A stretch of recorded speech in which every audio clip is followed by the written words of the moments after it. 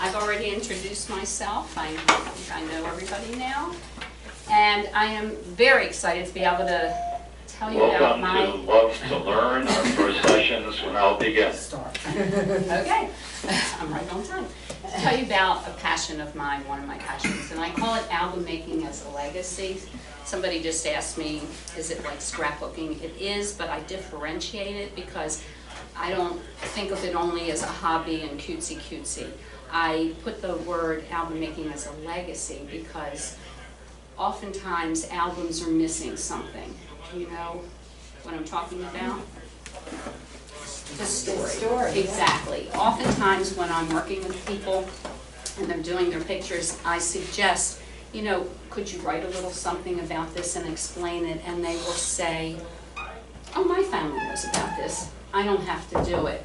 But of course, we're trying to, when we do an album, we're thinking about, you know, the future or somebody else who might be writing it. The other important thing that I think about albums is that they need to be photo safe. Years ago, we didn't know about photo safe, and almost all the albums I did fell apart. And years later, I redid them, and in the new style of adding the story. And this is something, it's very coincidental that we're in this room with the family trees, because I cannot do an album without filling out this chart. I cannot even understand a family. I am a visual person, obviously, and so I need this chart always to help me out. So this is a good chart for you to fill out if you want to do something like that. And the other thing is I printed up this article about what social scientists say about the importance of children knowing their family narratives. And basically, it talks about how it builds self-esteem and competency later in life. So knowing family stories is very important. Okay, so I'm going to begin telling you part of my story. Okay, the year is 1972. It was a bittersweet year. It was one of the happiest times of my life. My husband and I had been married for 5 years and I was pregnant. But it was also one of the saddest times of my life. My mother was very ill. My mother never lived to see the birth of her first grandchild. And my son never got to know his bubby. My mother never really told me about her childhood memories. And the reason she didn't is because she was traumatized by the premature death of her father. And the only story she ever did tell me is that when she reached the age of 12, that her father always told her they were going to have the biggest celebration because she was the youngest of 8 children and the last to become a bat mitzvah. Only tragically, on my mother's 12th birthday, the exact date of her 12th birthday, she attended her father's funeral. He died, obviously, unexpectedly at the young age of 44 from pneumonia. So it changed everything in the family dynamic. And so not only did I lose my mother at that time, but I lost that whole family story, the only way that she could have told it to me. And I never thought when I was that age of really asking her about her past. And maybe I was just too preoccupied with all the changes taking place in my life. And many of us don't think to do that. So that's part of my story that I'm beginning with. You all have stories too. So I'd like you to take a second, maybe close your eyes, and think about a family story that you might want to share if you were going to share a family story. And who else would know that story and be able to tell it to a future generation? And how would you tell that story to keep it alive? Would you do an album? Would you maybe do a video? Or maybe write it in a story form? So often people don't think their own stories are important enough to tell, but they really are. And if our families aren't interested in them now, they will be as they get older. Okay, usually happens. So our Jewish tradition is storytelling. I mean, that's how we pass down our history from one generation to the next. And when we had our written text, we still needed our oral tradition to help clarify the written text. We just celebrated the master story of the Jewish people, Passover, and we sat at our seders and we read from the Haggadah. The Hebrew word Haggadah means the telling, the narrative. God commanded the Jewish people to tell their children from one generation to the next, the Exodus story. So storytelling is in our blood. So today what I'm going to share with you is how my albums connected me to my past, to my present, to my future, and to my Jewish heritage, and how it brought greater meaning and purpose and joy into my life. Okay, so I'm going to continue with my mother's story. So when I was really ready to find out about my mother's story, everybody was gone, all 8 of her siblings. So what do you do when they're gone? You go to the oldest living relative. So because my mother was the youngest of 8 children, I had 22 first cousins, and I was also the youngest. So I went to my eldest, who lived in Jerusalem, and he was able to give me my entire story. Now the point I want to bring out before I tell you quickly what that was, is that this is one of the first albums I made. And I didn't have tools, I didn't know what I was doing. The pictures weren't in good condition, so a lot of them are cut up. But if a person knows how to put a picture in, I mean, that's what I did. I just put pictures in and I just wrote, you can do it. Too many people get hung up on, you know, they'll say, oh, I'm not creative. They'll say, I'm not creative, I don't know how to do this. But it's not about that. It's really about the story, and that's what's important. It's not a contest. Your own family is not going to judge you. Okay, so I've come to find out that my grandfather is a famous Lubavitch Rebbe. He studied with Rabbi Schneerson. He was a Torah scholar, and he was the Moyle of Baltimore for 20 years in the early 1900s. So one day a customer came to my house and she was looking through this album and reading through it, and she said, reading through my grandfather's story, and she said, have you ever studied Torah? And I said, no, I haven't. And she said, you know, because she saw my father's history, she said, I thought, you know, there's so much that I really don't know. I'm a very traditional Jew, but no, I really haven't studied Torah. She said, in the merit of your grandfather, you know, if you're interested, I think you should study Torah.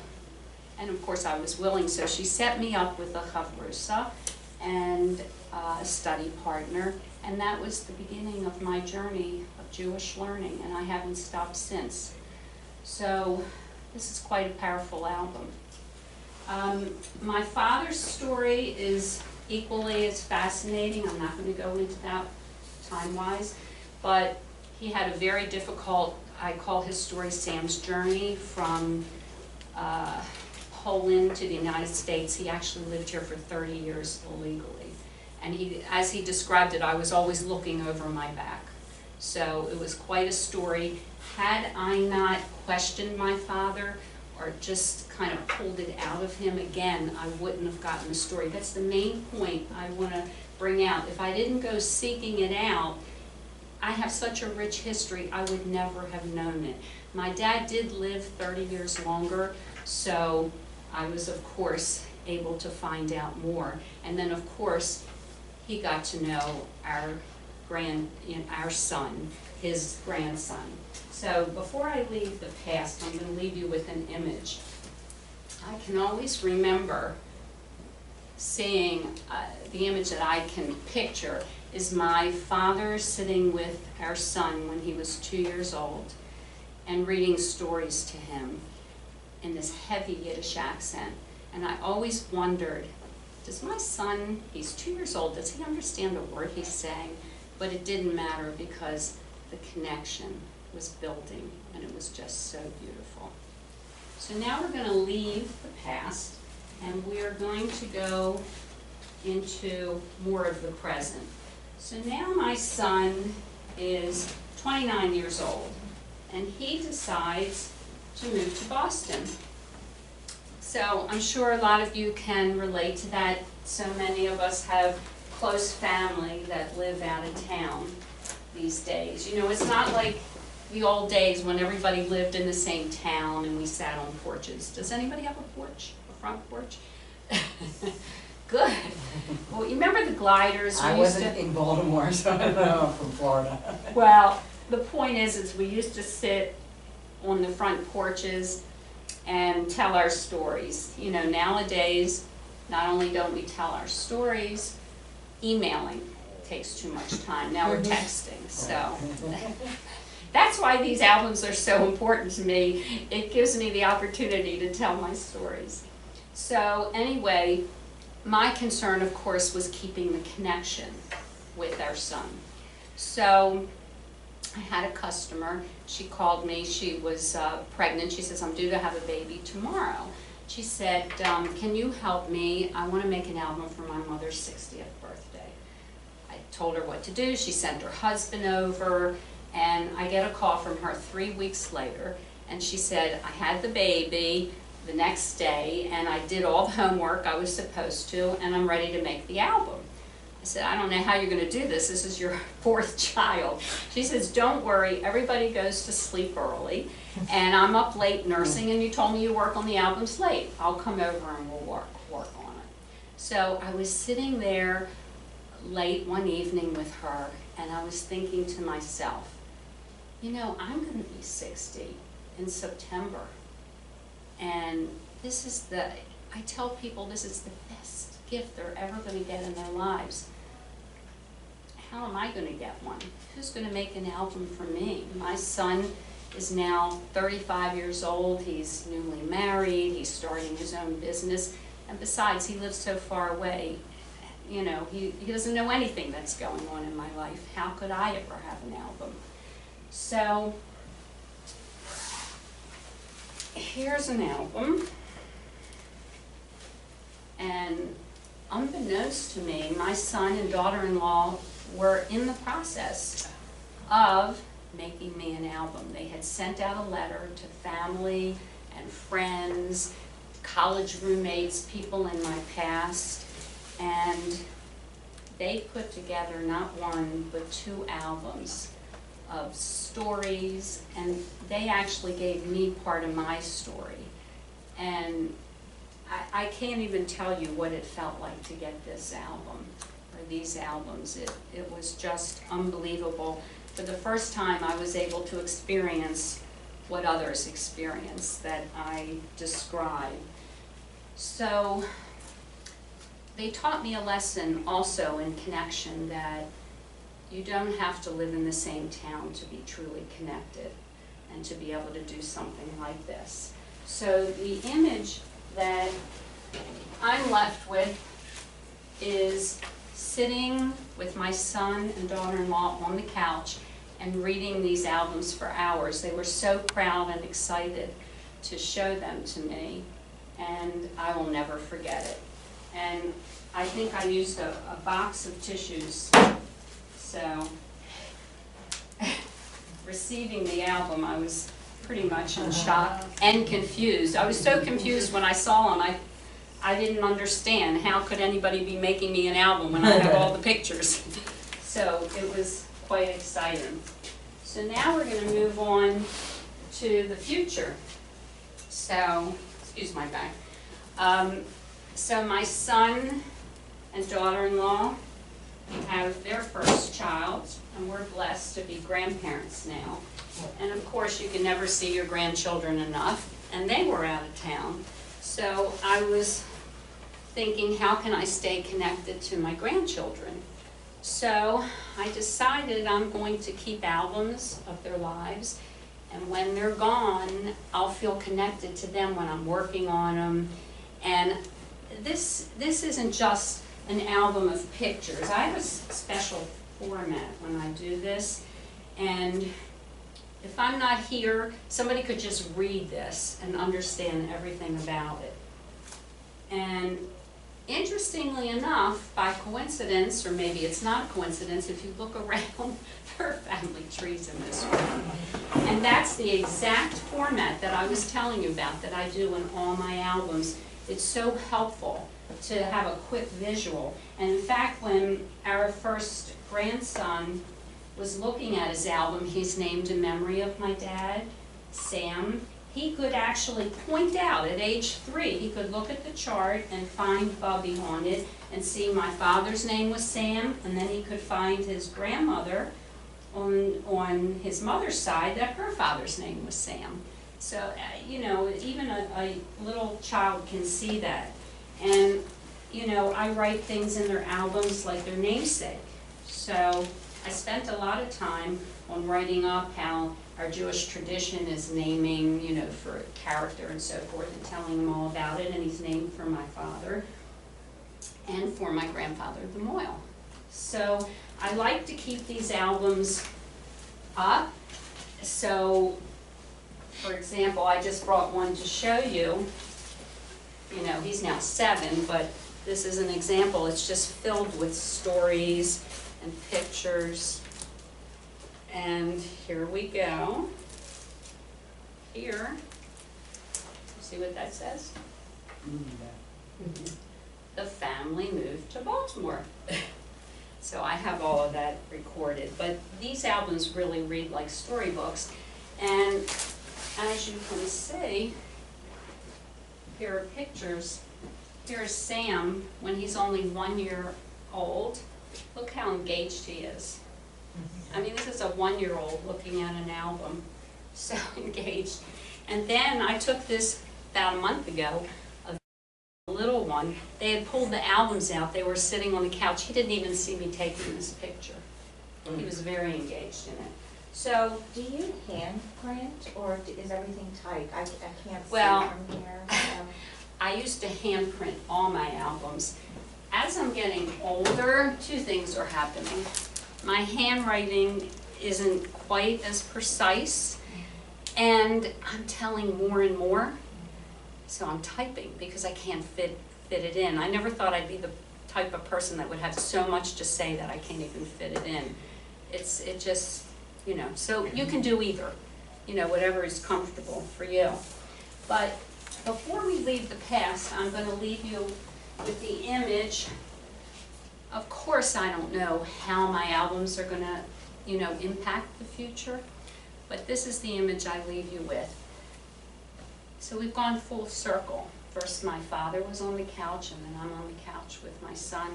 Now my son is on the couch, and now he is the grandfather, and I can visualize him with his grandchildren, and hopefully reading the albums and keeping the stories alive and taking them on into the future. So the albums have had a great impact on my life, and they've made a big difference.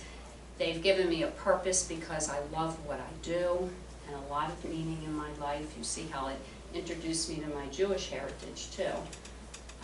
More knowledge of it, of course. And I've done a lot of meaningful projects. And just for example, I did a project for somebody who lost a cousin in 9/11, and that was a way of me giving back at a time when we all felt like we wanted to give back.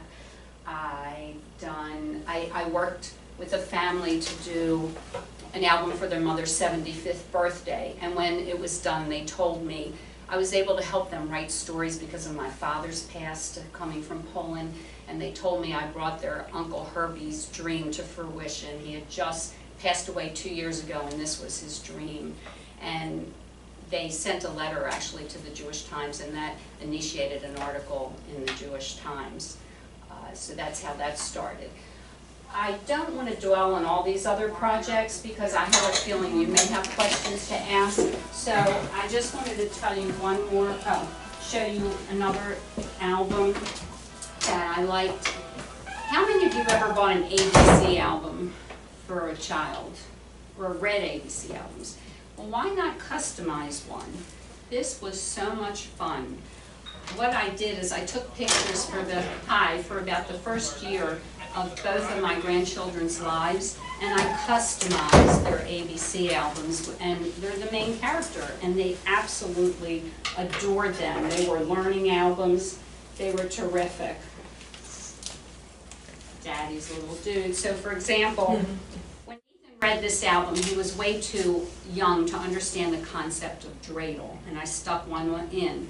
So the first couple weeks I would actually skip dreidel. I thought, what is it? He didn't even have Hanukkah yet.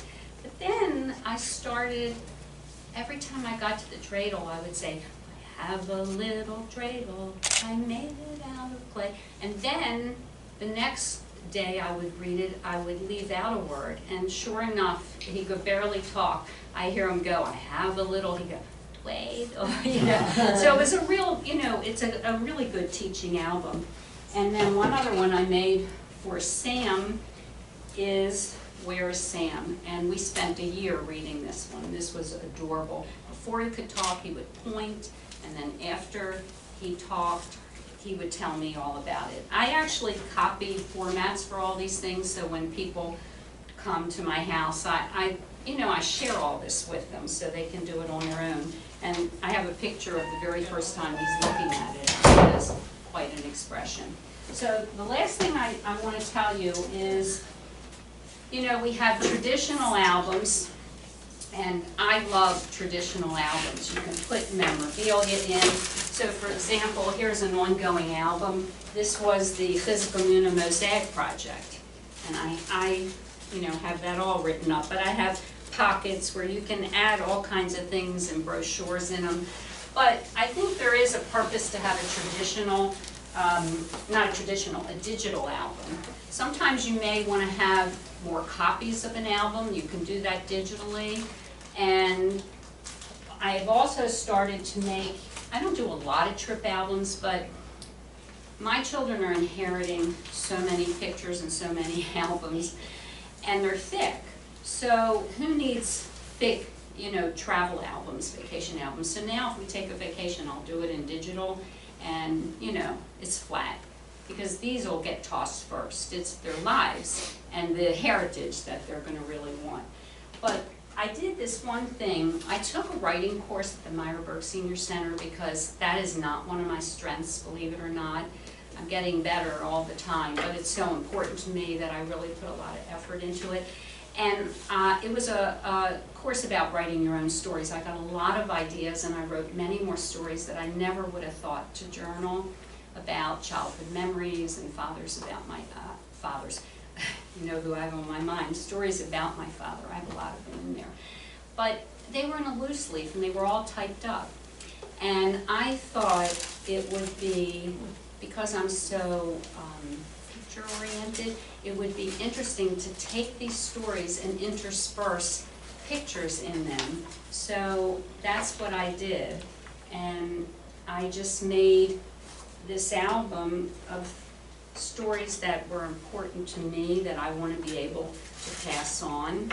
And so, for example, 9/11 I have written up. I have, when Chizuk did their Torah project, the Mitzvah of Torah, I have written up.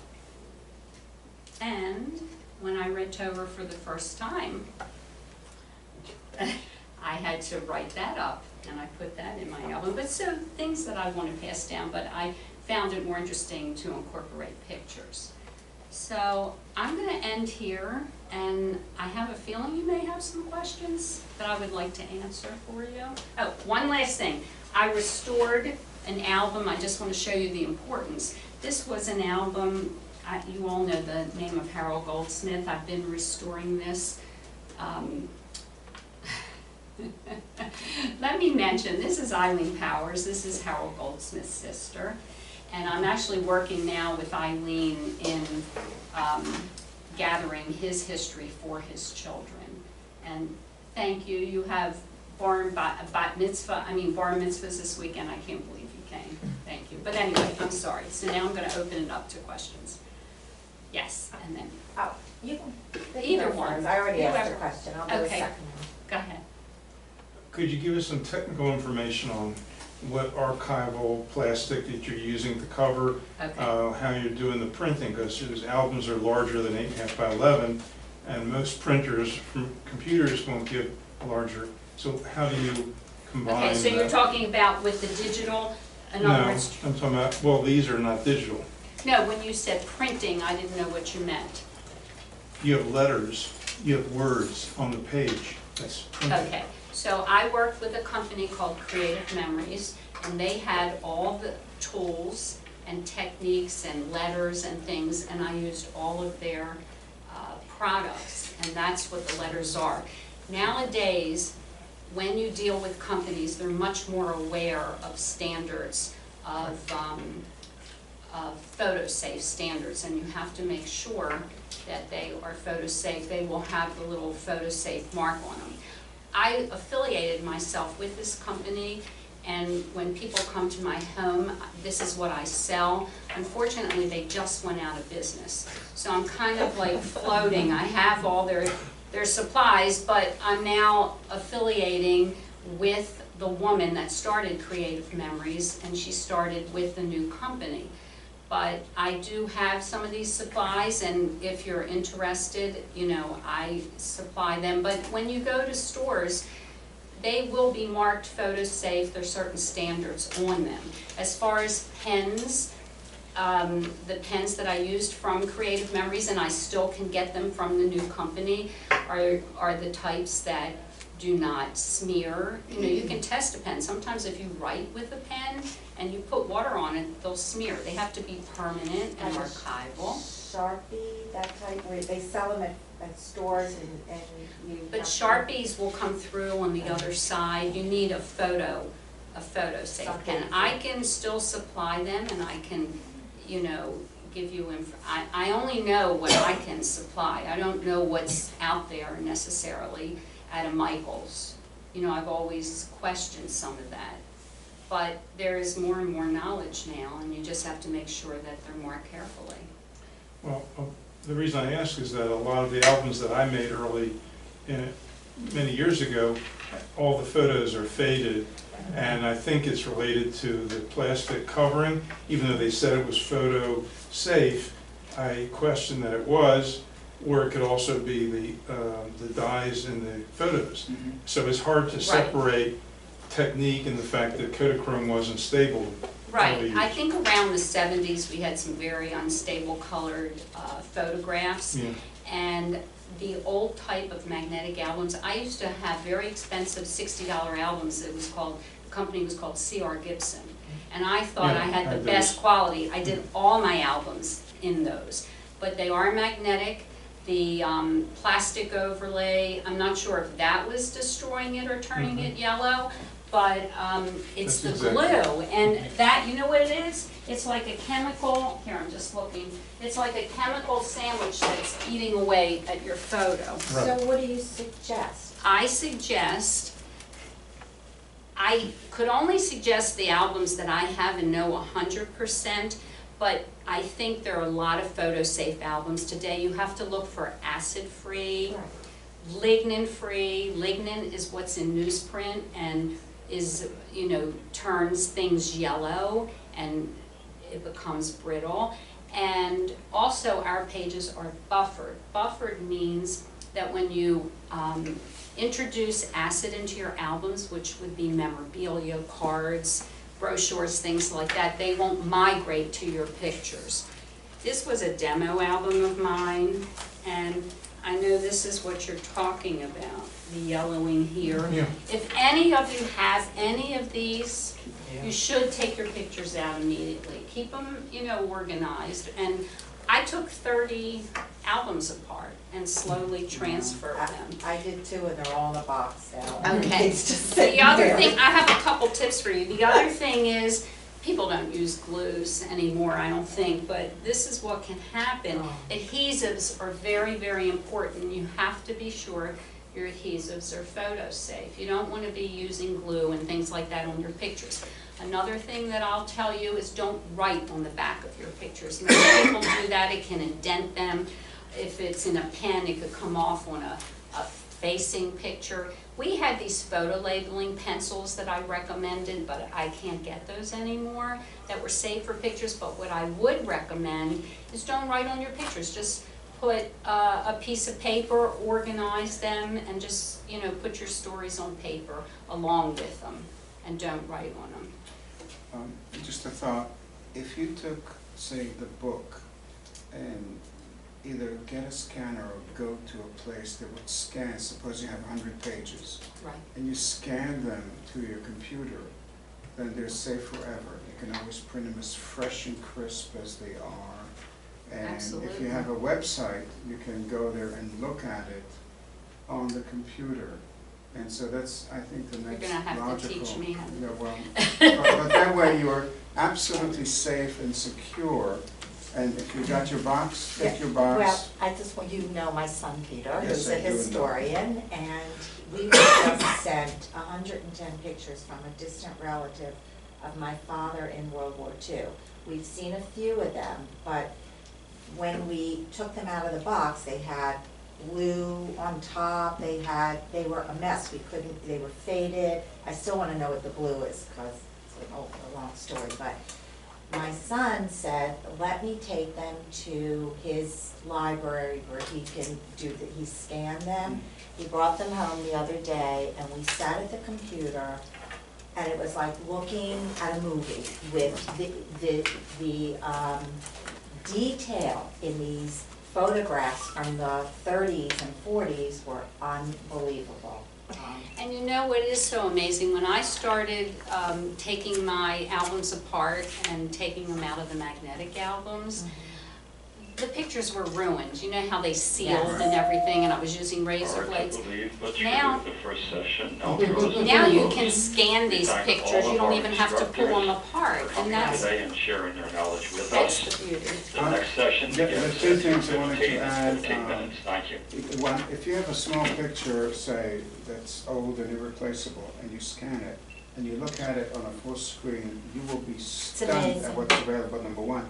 Number two, say if you take an old faded picture, there's so many You can tools enhance to it now. bring it back to life and adjust the color, and so whatever photos you have, get them scanned. Exactly. Get them We scanned. didn't have that knowledge when I first started 20 years ago.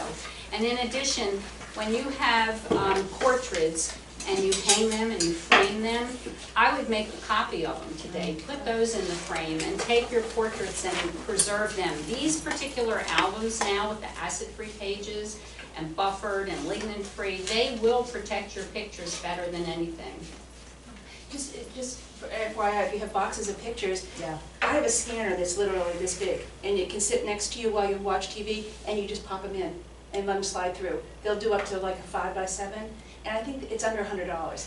Yeah, he just used one that he And said also was super. newspaper articles. If There's any of you, coffee and iced tea and delicious cookies. If at the any end of the you hallway. have- Come and have a treat. if any of you have anything that is in newsprint, make sure you make a copy of that immediately, because you know that's slowly deteriorating as you go on. So I hope I answered your question.